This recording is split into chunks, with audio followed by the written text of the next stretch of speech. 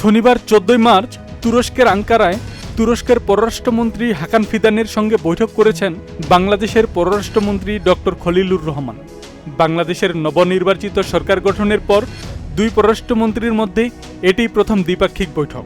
বৈঠকে উভয় পক্ষ তুরস্ক ও বাংলাদেশের মধ্যে দ্বিপাক্ষিক সম্পর্কের সম্পূর্ণ পরিসর নিয়ে আলোচনা করেন। বাংলাদেশের পররাষ্ট্রমন্ত্রী বাংলাদেশের তুরস্কের বিদেশি বিনিয়োগ বৃদ্ধির গুরুত্ব তুলে ধরেন এবং বাংলাদেশ থেকে তুরস্ক দক্ষ মানব সম্পদ রপ্তানি সম্প্রসারণের সম্ভাবনার উপর জোর দেন।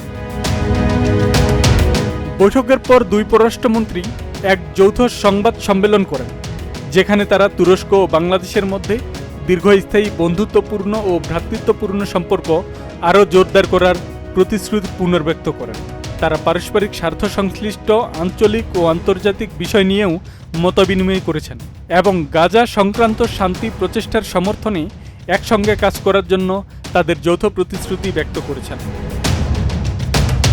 তুরস্ক দ্বিপাক্ষিক এবং বহুপাক্ষিক উভয় ক্ষেত্রেই বাংলাদেশের সঙ্গে বন্ধুত্বপূর্ণ ও ভ্রাতৃত্বপূর্ণ সম্পর্ক বজায় রাখার প্রতিশ্রুতি পুনর্ব্যক্ত করেন। এ প্রেক্ষাপটে তুরস্ক জাতিসংঘের সাধারণ পরিষদের আসন্ন অধিবেশনের সভাপতিত্বের জন্য বাংলাদেশের প্রার্থিতার প্রতি দ্ব্যর্থহীন সমর্থনও ব্যক্ত করেছেন।